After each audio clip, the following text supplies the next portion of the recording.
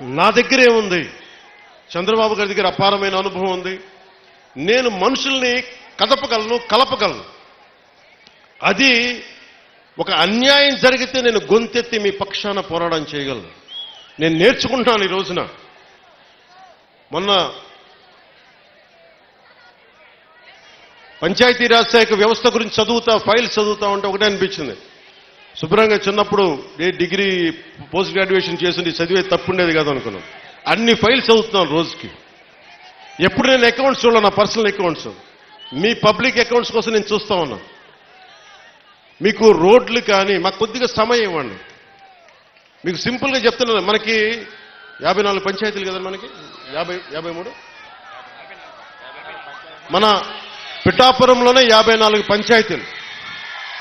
54 పంచాయతీలకి ఈ రోజున సమస్య నిధులు లేవు.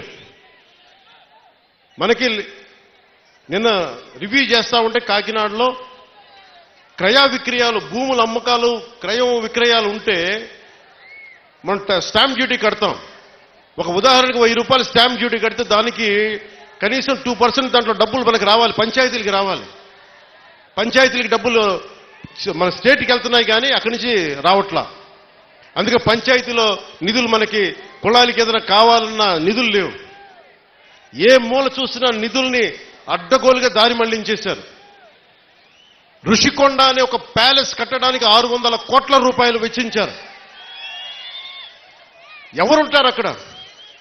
గెస్ట్ హౌస్ అంటారు, టూరిజం శాఖ గెస్ట్ హౌస్ అంటారు. సరే, సంతోషం, అది మీ సొంత ఇల్లు కాదని మీ ఆర్గ్యుమెంట్కు నేను ఒప్పుకుంటున్నా. ఆ ఖర్చు అవసరమా? అదే ఖర్చు కనుక కనీసం ఒక 25 కోట్లు ఈ రోజున పిఠాపురం కానీ ఏ నియోజకవర్గంకి ఇచ్చినా రోడ్లు సమస్య తీరిపోయేది, నీటి సమస్య తీరిపోయేది. డబ్బుని ఎలా ఖర్చు పెడతాం? మీ ఇష్టారాజ్యంగా ఖర్చు పెట్టేస్తారా డబ్బు? 30 లక్షలతో ఎవడన్నా సరే బాత్టబ్ పెట్టుకుంటాడు, ఎవడన్నా నేనే పెట్టుకున్నాయని. ఇన్ని కోట్లు సంపాదించేవాడు నేనే పెట్టుకోను. మొన్న నా క్యాంప్ ఆఫీస్ తీసుకెళ్ళి మీకు చెప్పండి సార్ ఎలా చేయమంటారు ఉన్నతాధికారులు అడిగితే నాకు ఏం వద్దండి, ఒక్క ఫర్నిచర్ మీరు కొనొద్దు, ప్రభుత్వం డబ్బులు వేస్ట్ చేయొద్దు. ఎందుకు వేస్ట్ చేయొద్దన్నానంటే నేను కనుక ఒక 10,000 రూపాయలకి ఫర్నిచర్ కొంటే ఆ 10,000 రూపాయలు ఒక ఉద్యోగి జీతానికి వెళ్ళిపోతాయి. మన సెక్రటేరియట్ నుంచి నా దగ్గరికి వచ్చి మీరు అసెంబ్లీ సెషన్స్ వెళ్ళినందుకు దాదాపు మీకు 31,000 రూపాయలు మీకు రావాలి, సంతకాలు పెట్టండి అంటే, నేను నా పంచాయతీరాజ్ శాఖలో నిధులు లేవు, నేను ఎలా డబ్బులు తీసుకుంటా, నాకు వద్దు. నేను చదివిస్తున్నాను, దీన్ని రెలింక్విష్ చేస్తున్నా. 30,000 నేను వదిలేస్తే ఒక ప్రభుత్వ ఉద్యోగికో ఒక కానిస్టేబుల్కో జీతాలకు వెళ్ళిపోతుంది.